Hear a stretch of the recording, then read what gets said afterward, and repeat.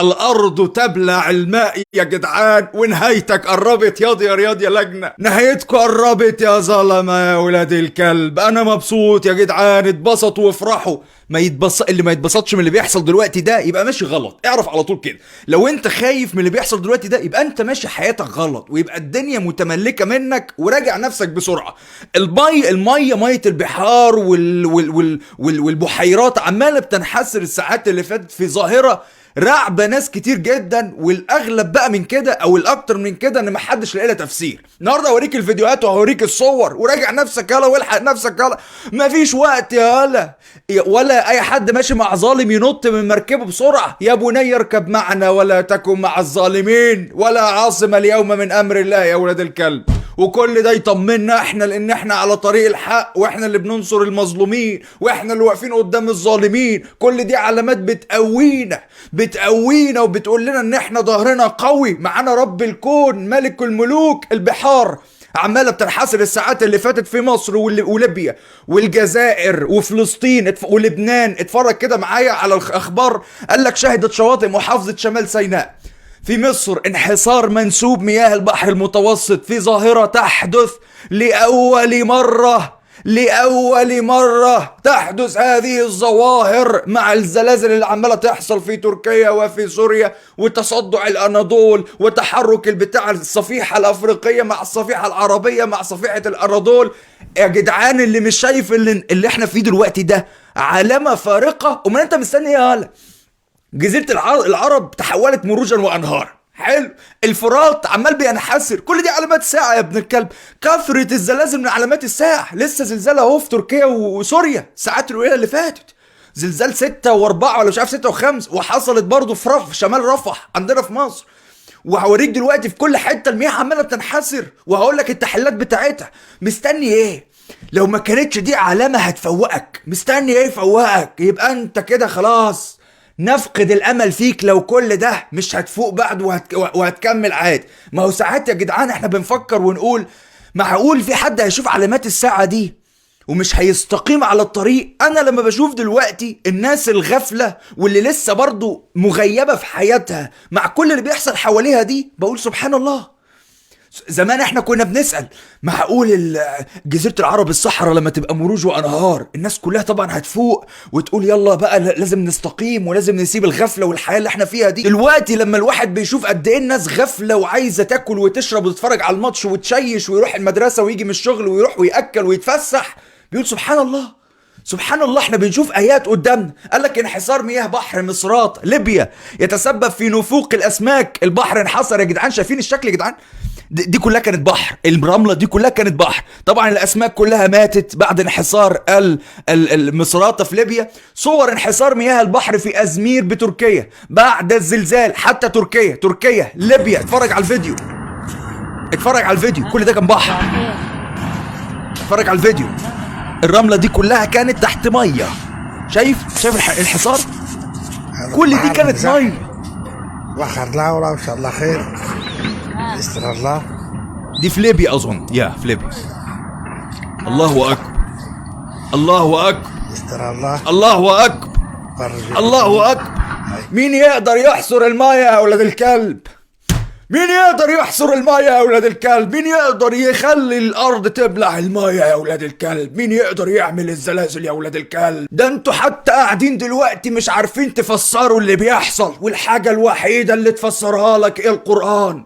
هو الدين الاسلامي اللي يقدر يفسر لك اللي بيحصل ده بمنتهى الدقة، لانه حصل قبل كده زمان، وربنا قايل لك في القرآن هتعمل 1 2 3 هتتعذب بكده، هتعمل دي هتتعذب بدي. قوم لوط هتتعذب بكده، فرعون وظلم واستبداد واستبدال الشريعة الإسلامية هتتعذب بكده. وده اللي بيحصل دلوقتي، لكنكم في غفلة. الانحسار مستمر. اتفرج على والطاعز، الانحسار مستمر. ده كان أول فيديو. الفيديو الثاني شايف بحر عمين عدلون، شايف نازل بحر عدلون زيكو صارت دي كلها كانت مية. الله يستر. جماعة الخير، الله أكبر. بحر عمين عدلون، الله أكبر. نازل.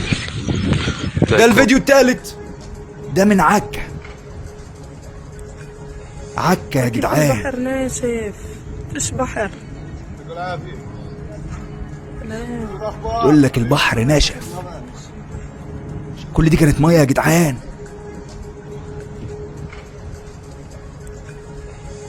كيف البحر ناشف. كيف البحر ناشف.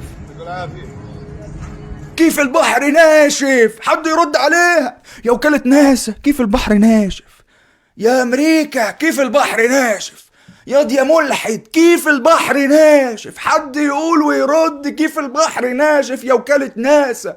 محدش يقدر يرد. ضحكتوا على الناس وفهمتوهم انكم تملكتوا من الدنيا وكل حاجة احنا عارفينها وبنعمل. حد يرد عليها كيف البحر ناشف. ايه اللي حاصل؟ المية راحت فين يا هلا؟ المية راحت فين يا هلا؟ اتشفطت راحت فين؟ هقولك التحليلات دلوقتي، لكن محدش يقدر يتحكم، محدش يقدر يوقف. كل دي آيات، وما نرسل بالآيات إلا تخويفا. كل دي آيات، الزلزال والبركان والانحسار المياه، كل دي آيات ولسه والله. تخليني أقولك التحليلات قبل ما نكمل برضو. التحليلين اللي أنا يعني راضوا عقلي شوية، في تحليلات كتير طلعت، لكن التحليلين اللي راضوا عقلي. شوف معنى إن في تحليلات ومحدش قادر يجزم بالحقيقة الكاملة، إن محدش معاه العلم اللي هو إيه؟ وما أوتيتم من العلم إلا قليلا. يا ولاد الكلب اعرفوا حجمكم. وما أوتيتم من العلم إلا قليلا ولا يحيطون بشيء من علمه إلا بما شاء. يا وكالة ناسا اخشعوا يا ولاد الكلب على ركابكم قدام آيات الله. يا ولاد الكلب محدش يفتح بقه، محدش يقدر يتكلم ولا ينطق. وما أوتيتم من العلم إلا قليلا. التحليلين اللي أنا شفتهم من بتوع الجيولوجيا والكلام ده خليني أقولهم لكم. قال لك لما حصل الزلازل، ده أول تحليل، لما حصل الزلازل على انحسار المية، لما حصل الزلازل اسمها ايه، الصفائح التكتونيه، الصفيحه مش عارف الافريقيه مع العربيه مع بتاع، حصل الزلزال. فاكرين لما قلت لكم ان تركيا اتحركت نحو الغرب 4 متر؟ يعني ايه اتحركت؟ قال لك يعني حصل فراغات. وخلي بالك ان الزلازل دي بتحصل في البحر كمان، بتحصل في المحيطات والبحار. الزلازل دي ده في البحار، في البحار والميه، كل ميه انت شايفها دي تحتيها براكين، تحتيها براكين. انتوا مش دارين بالدنيا. انتوا والله يا ابني انتوا ما عارفين حاجه في الدنيا. الكل جاهل. وما اوتيتم من العلم الا قليل. المهم قال لك ان الصفائح دي لما اتحركت وحصل الزلزال، في فراغات اتكونت، فالميه دي دخلت في الفراغات، اتشفط زي كده المياه الجوفيه بالظبط. فمياه البحار دي كلها، المتوسط ومش عارف عدلون وعكا، كل الميه دي نزلت تحت. كل الميه اللي حصلت دي قال لك نزلت في الفراغات، ولسه بقى اتشفطت في الفراغات. طب مصيرها ايه؟ محدش عارف. طب ايه راحت فين؟ محدش عارف. سبحانك يا رب. انت هتقولي انت ليه مبسوط؟ لان انا اشعر الحاجات دي تخليني اشعر ان هناك قوة ملك الملوك معانا، احنا متقويين بيه، يفعل ما يشاء، محدش قادر يوقف ولا حد قادر يفسر حد. التحليل التاني قال لك ايه؟ شوف هو بيرمي التحليل بيفسر، هو ده اخره. قال لك ان المد والجزر اللي بيحصل ده بيأثر من القمر. معنى الانحسار المفاجئ اللي وصفه لك بالاول مرة ان هناك كوكب اخر يؤثر على الارض، او هناك كوكب اخر بدأ تأثيره على الارض، اللي الاسلام بيقول لك عليه ايه؟ الكوكب الطارق او ذو الذنب. كوكب ذو الذنب. سمعتوا عن سورة الطارق يا جدعان؟ سبحان الله. التحليلين دول، التحليلين اللي طلعوا ان الزلزال لما حصل فيه فراغات، البحر شفط المية دي، او جزء من المية اللي حصلت دي نزلت تحت زي المياه الجوفية. والتحليل الاخر ان هناك كوكب اخر يقترب، ودي بقى الاقطاب المغناطيسيه اللي كلمتكم عليها قبل كده الناس عماله بتتكلم، قلت لكم دي هيبداوا يتكلموا عليها كتير. بدا الناس الجيولوجيين يقول لك الاقطاب بتاعه الارض، حوار كبير كده، بس الاقطاب المغناطيسيه بدات تتغير، مما ينذر ان الجغرافيا بتاعه الارض كلها هتتغير، هتتقلب. ده بيقول لك كمان البحر الاحمر، لسه والله سمع واحد جيولوجي بيقول لك البحر الاحمر هيبقى محيط. يعني ايه؟ يعني هيتوسع. البحر الاحمر هيبقى محيط، يعني هيوسع. يعني ايه هيوسع؟ يعني هياخد بقى الجنبين بتوعه دول هيغرقهم. يعني ايه؟ يعني تسونامي وفيضانات. يعني دلوقتي بيحذروا من ايه؟ من احتماليه حدوث تسونامي. دلوقتي روح شوف السواحل، سواء تركيا، فلسطين، عندك لا مصر الوحيده اللي بتنكر. سبحان الله، العالم كله بيعترف وعمال بينشر، مصر الوحيده اللي بتنكر. ليه؟ لانهم مرعوبين في مصر. اي حاجه صغيره قد كده هتدمرهم، خلاص الاقتصاد مفشوخ. اي حاجه، عشان كده بقول لك لو ما جاتش من هنا هتيجي من هنا. انتهت يا جدعان، انتهت يا جدعان، والله العظيم انتهت يا جدعان. بيتكلموا على احتماليه حدوث تسونامي، ودي لما الميه تنحسر تبدا الميه تطلع بشكل كبير، وهي دي التسونامي اللي مقلقين منها، اللي ممكن تحصل الفترات اللي جايه.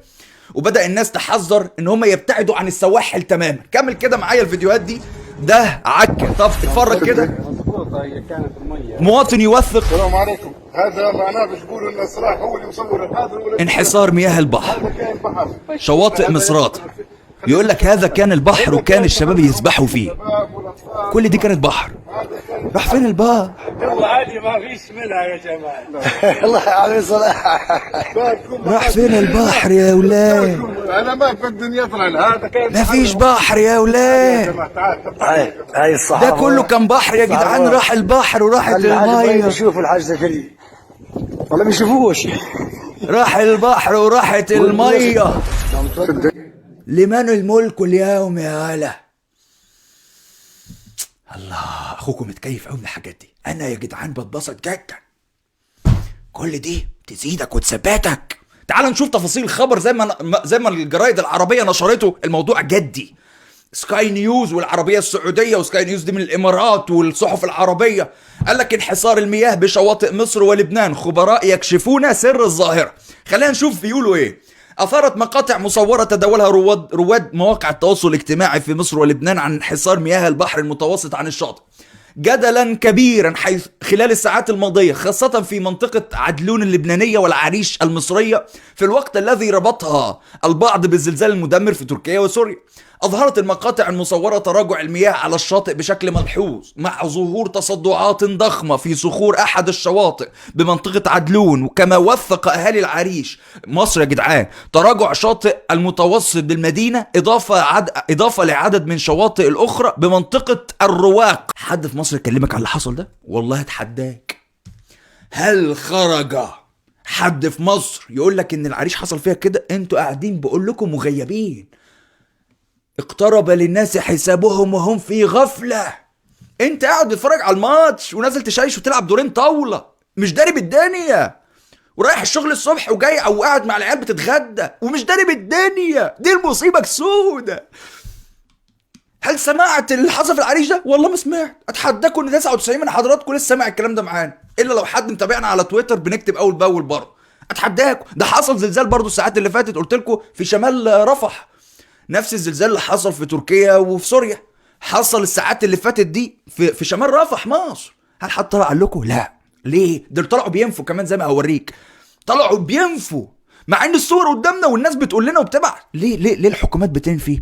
لانها مش عايزه تخوفك، عايزاك تفضل نايم في سبات عميق، تلعب دورين طاوله وتشيش وتنزل تتفرج على الماتش وتلبس الكارثه لما تجيلك. انما لو قالوا لك دلوقتي انت هتخاف، تبدا تفوق. مش عايزينك تفوق. نام يا هلا، نام، خليك في سباتك العميق يا هلا، نام. تفوق ايه يا هلا؟ خليك موت من سكات. قلتها لك قبل كده والله، وده اللي هيحصل. كمل. قال لك سرعان ما اصدر المركز الوطني لعلوم البحار في لبنان بيانا بشأن تلك الظاهرة، مؤكدا أن تراجع مياه البحر مرتبط علميا بحركة المد والجزر، والتي قد تكون أقوى في بعض السنوات. الطقس الصافي وعدم وجود عواصف أو أمواج يجعل ملاحظة وجود الجزر أكثر وضوحا. لا صحة لما يتم تداوله عن تراجع البحر وحتمية وصول أمواج تسونامي، حيث إنه لم يتم تسجيل أي هزة أرضية في البحر المتوسط يمكن أن تسبب تلك الأمواج. كل بتوع الجيولوجيا بيقول لك إن في زلازل حصلت في البحر المتوسط. هتقولي طب ليه بينكروا يعلوا في الدول العربية؟ وخلي بالك هتلاقي الدول الغربية بتنكر. ليه؟ فكر كده. أقول لك ليه. لأن هم لو طلعوا قالوا لك الحقيقة أنت هتترعب. واحد، مش هتروح شغلك الصبح، هتقول ما خلاص بقى كده خربان. مش هتروح شغلك الصبح، فهم هيفقدوا فلوسهم. الاقتصاد هيتضرب مع خوف الناس. هتبدأ تجيب أكل عشان تخزن، لأن الفترات اللي جاية أنت ممكن ما تلاقيش أكل. فده كله ضرب في الاقتصاد. يعني إيه إقبال الناس إن هي تجيب حاجات؟ يعني الأسعار تعلى أكتر ما هي عالية. ما يقدرش يقول لك على اللي بيحصل. ما يقدرش يقول لك على حتى لو عارفين اللي فيه زلزال هيحصل بكرة، ما يقدروش يطلعوا يقولوا لك. يخافوا على نفسهم وعلى سلطتهم وعلى اقتصاداتهم. خلي بالك من الحته دي، الله يكرمك، عشان ما حدش يجي يقول لي ايوه لقد نفت مصر ولبنان والمش عارف مين. طبعا ينفوا يا باشا، دول يبقوا عبط لو قالوا لك الحقيقه. لانهم كده بيضيعوا نفسهم وبيسقطوا السلطه بتاعتهم، لان بيدمروا اقتصادهم. لو اقول لك الحقيقه كمل.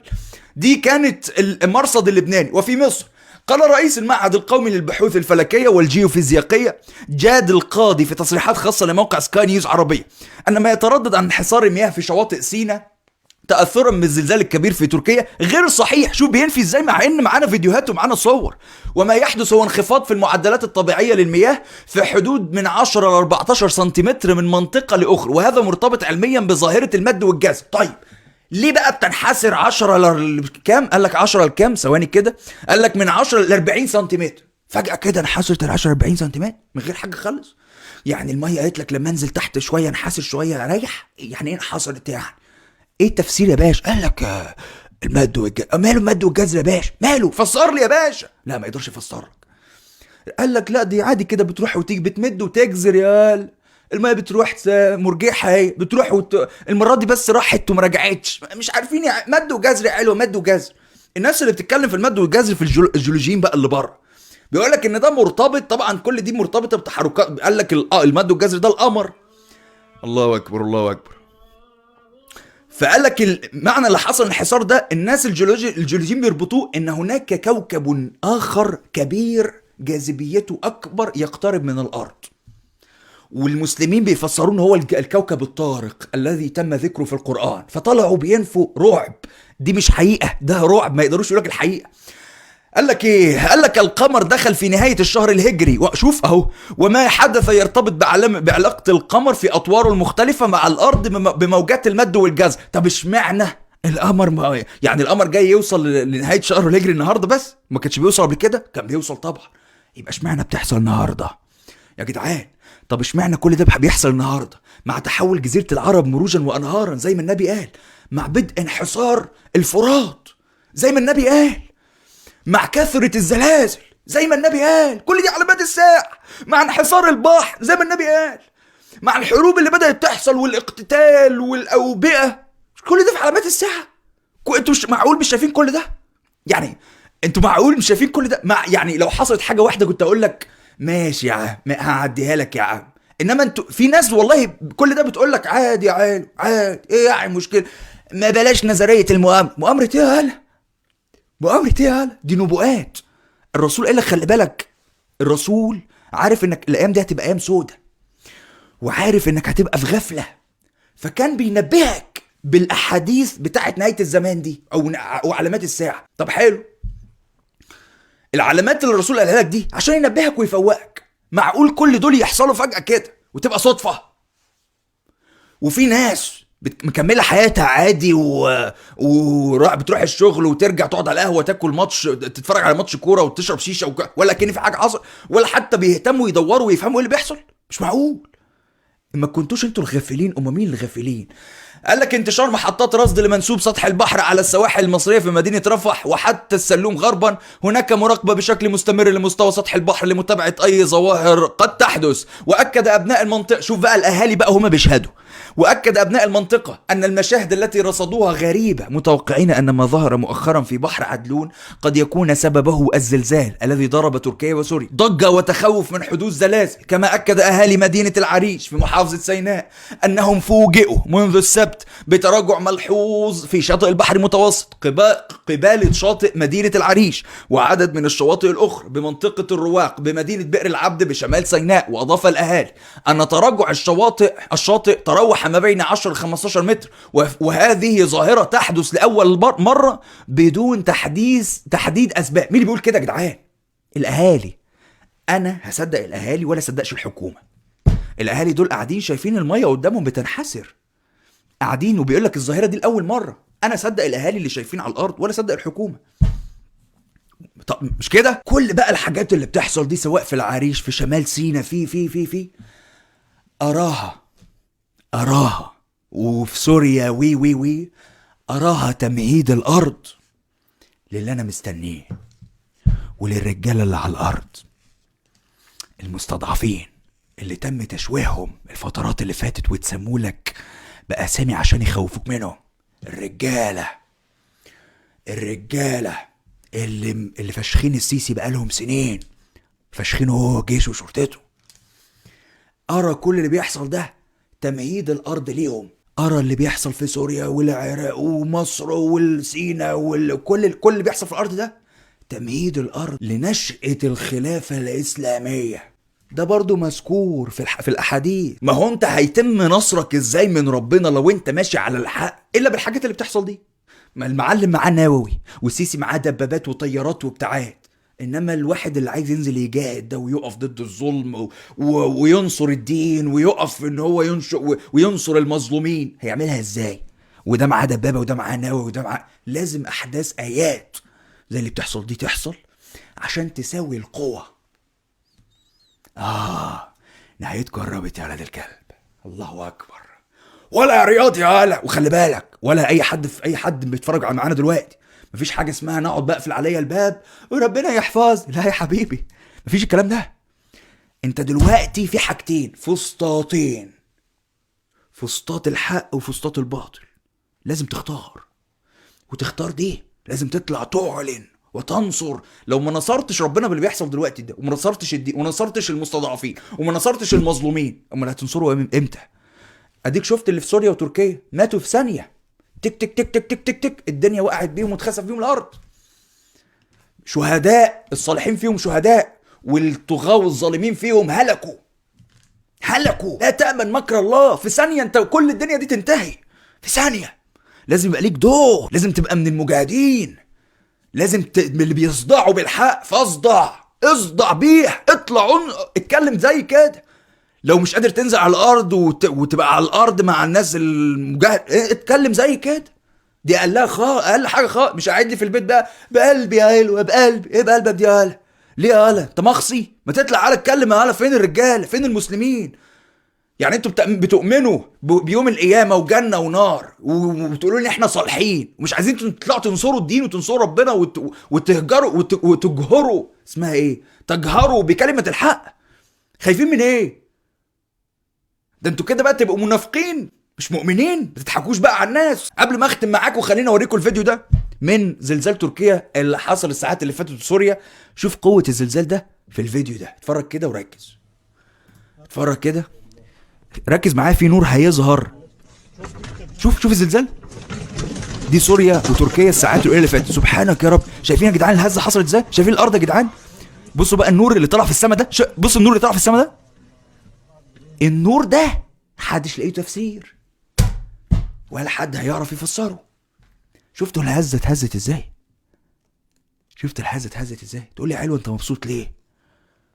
لان انا جاهز ان انا اموت دلوقتي. انا جاهز ان انا اموت دلوقتي وما عنديش حاجة اخاف منها. لازم انت كمان تبقى كده. يعني ايه جاهز؟ يعني انت ماشي في طريق الحق، بتجاهد على الطريق، ماشي مع ربنا، عارف الحق فين والباطل فين، فاهم دينك، بتقرأ قرآنك وبتتدبره، بتنصر المظلومين، متبرئ من الظلمة والكفرة وكل الأوساخ اللي موجودين دلوقتي دول. لازم ساعتها بس تبقى جاهز وهتحس بالقوة اللي أنا بحس بيها لما أشوف دي. أي حد بيخاف لما يشوف دي، اللي بيخاف لما يشوف الحاجات دي قسما بالله أنت حياتك كلها غلط. لو أنت خايف يبقى أنت غلط خالص. راجع نفسك. اللي بيشوف الكلام ده زي ما بتسمع صوت الرعد كده. انا بحس صوت الرعد ده بيقويني. تشعر بقدرة ربك، بقوته. قاهر. صوت الرعد بس. والزلزال ده وما نرسل بالآيات إلا تخويفا لمين؟ مين اللي بيخاف؟ الظلمة، المنافقين، الكفرة اللي ماشيين غلط. لو انت هتخاف يبقى انت منهم. انما انت لو ماشي معانا على الطريق الصح فكل الحاجات دي بتقويك مش بتخوفك ولا بتضعفك ولا اي حاجة من الكلام ده. وهرجع اقول لك تاني، لا عاصم اليوم من امر الله. يا بني اركب معنا، يا بني اركب معنا، يا دي رياض. والله العظيم لا عاصم اليوم من امر الله. وفي ثانية هتتبلعوا. خلاص اشوفكم بخير. خلينا نراقب ونشوف الايام الجايه شغلنا ايه. سلام.